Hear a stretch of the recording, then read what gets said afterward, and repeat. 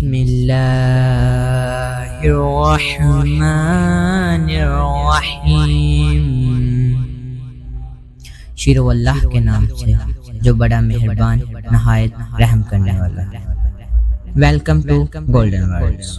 ہمیں اللہ کے فضل سے یہ یقین کامل حاصل ہے کہ ہمارا جو فوجی جوان سرحد پہ کھڑا ہے نا، اللہ تعالیٰ نے اسے جذبہ جہاد عطا فرمایا ہوا ہے، اور وہ شوق شہادت سے پورے طور پر اسے اس کی لذت حاصل ہے، شہادت کے شوق کی، اور وہ توانا ہے اور وہ جاگ رہا ہے، وہ بیدار ہے۔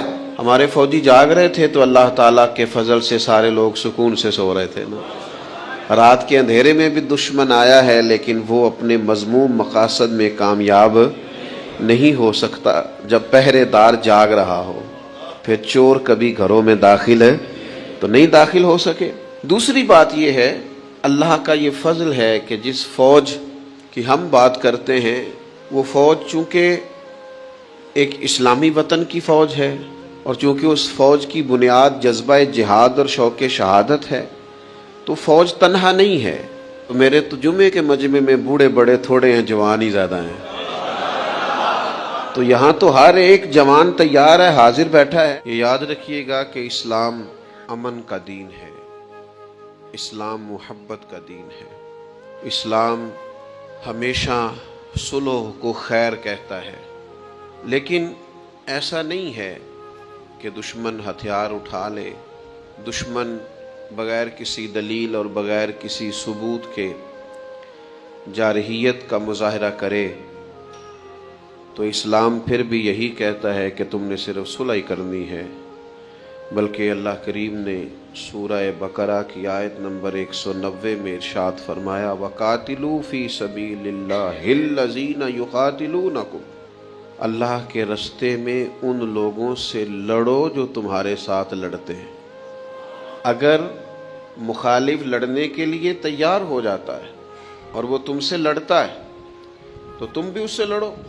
ہاں، اسلام چونکہ بہت ساری اخلاقی پابندیوں کی بات کرتا ہے، اسلام کسی وحشیانہ لڑائی کا قائل نہیں ہے، اسلام نہتے لوگوں پر چڑھ دوڑنے کا قائل نہیں ہے، اسلام عورتوں بچوں کو قتل کرنے کا قائل نہیں ہے، جو ہتھیار نہ اٹھائیں، جو بوڑھے ہوں، جو ضعیف ہوں، ان سے جنگ کرنے کا قائل نہیں ہے، اور اسلام وہ دین ہے جو دین حسن ہے۔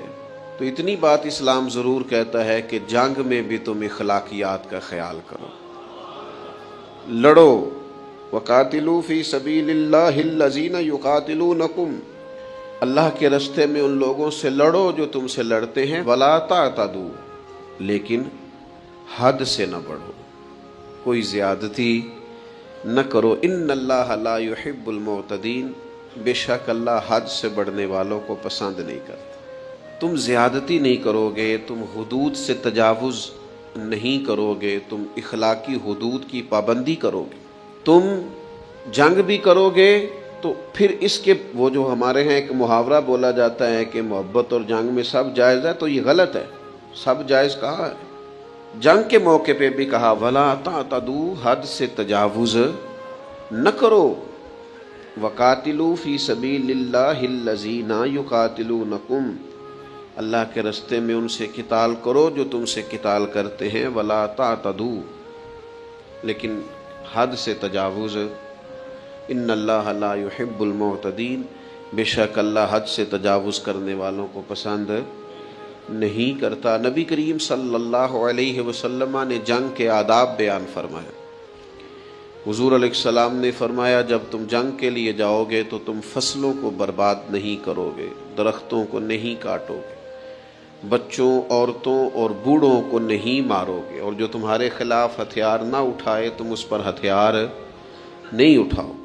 اگر ویڈیو اچھی لگی ہے تو لائک کریں، پیارا سا کمنٹ کریں، چینل کو سبسکرائب کریں اور اپنے دوستوں کے ساتھ شیئر کریں۔ شکریہ۔